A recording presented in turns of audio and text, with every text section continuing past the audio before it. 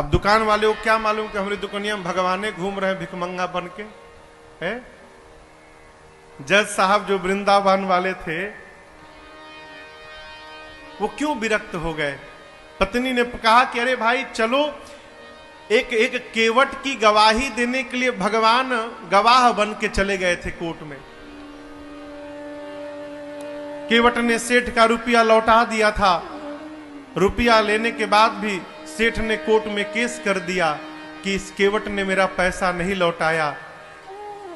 जज साहब ने केवट से पूछा कि तुमने रुपया लौटाया तो वहां पर कौन था? केवट बोला 3 लोग थे। कौन? सेठ जी, मैं और मेरे राम जी थे, मेरे रघुनाथ जी थे वहां पर। जज समझा रघुनाथ जी नाम का कोई आदमी होगा। अगली तारीख पर रघुनाथ जी के आने का गवाही देने के लिए सम्मन भिजवा दिया जज साहब ने। अब कोर्ट का संतरी पहुंचा गांव में, केवट जी गांव में, रघुनाथ जी कहां है, रघुनाथ जी कहां है? रघुनाथ जी हो तब न मिले। एक आदमी ने कहा देखो रघुनाथ नाम का आदमी तो नहीं है, रघुनाथ जी का मंदिर एक है जहां केवट रहता है। मंदिर के बाहर पुजारी जी बैठे थे। संतरी ने पूछा कि रघुनाथ यहीं रहता है क्या? पुजारी जी बोले हाँ भीतर रहते हैं। ये पकड़ो, उसके नाम का सम्मान है, इतने तारीख को गवाही देने पहुंचेगा कोर्ट में। अब पंडित जी सोचे जब भगवान गवाह बनने के लिए तैयारे हो गए हैं तो हम कौन होते हैं बीच में रोकने वाले। पंडित जी सम्मन ले लिए और ले जाकर ठाकुर जी के चरणों में रखकर बोले प्रभु आज तक आपके लिए मिठाई आया, आज तक आपके लिए आभूषण आए, आज तक आपके लिए वस्त्र आया, पहली बार प्रभु आपके नाम का कोर्ट से सम्मन आया है। और बहुत विश्वास करके उस केवट ने जज के सामने आपका नाम लिया होगा प्रभु, उसका विश्वास टूटने मत दीजिएगा। जिस दिन तारीख थी ना उस दिन पंडित जी सबसे सुंदर कपड़ा ठाकुर जी को पहनाए। क्यों? आज ठाकुर जी कोर्ट में पहुंचेंगे तो भगवान सुंदर लगने चाहिए। भगवान फटा पुराना कपड़ा पहने, लाठी पकड़े, बूढ़ा स्वरूप बना के हाथ ऊपर करके हम ही रघुनाथ है पहुंच गए। और ऐसी गवाही दिए कि पहली हियरिंग में ही केस समाप्त। सेठ को सजा हो गई, केस तो समाप्त हो गया, लेकिन जज साहब डिस्टर्ब हो गए। सोचने लगे भाई आज तक तो ऐसा कोई गवाह आया ही नहीं जो एक ही बार में केस को ही समाप्त कर दे। कोर्ट से निकल के अपने चेंबर में गए, केवट को बुलाकर बिठाए। बोले ये बताओ कहां रहते हो तुम?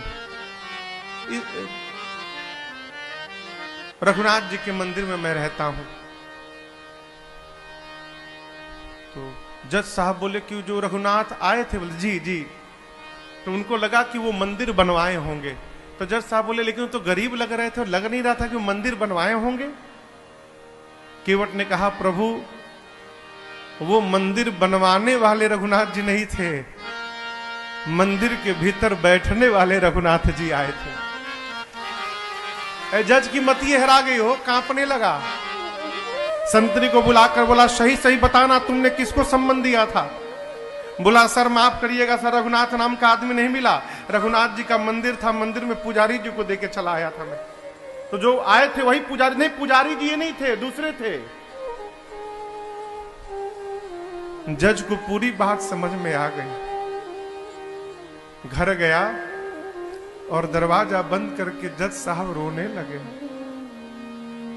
पत्नी ने आकर पूछा क्यों रो रहे हो? पूरी बात बताए। पत्नी ने कहा इसमें रोने की कौन सी बात है? अरे मान लो धोखे में ही दर्शन हुआ, तुम तो भाग्यशाली हो, तुमको दर्शन तो मिला, नाचना चाहिए। बोले इसलिए नहीं रो रहा हूं कि राम जी चले गए, इसलिए नहीं रो रहा हूं, मैं इसलिए रो रहा हूं अरे कुर्सी पे बना जज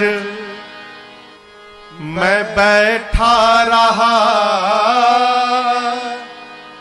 जगदीश खड़े समझाते रहे। जिनकी अदालत में पूरी दुनिया जाकर खड़ी होती है, आज उनको मैंने अपनी अदालत में खड़ा कराया। ऐसा वैराग्य चढ़ा हो जज साहब को, उसी समय रिजाइन दिए।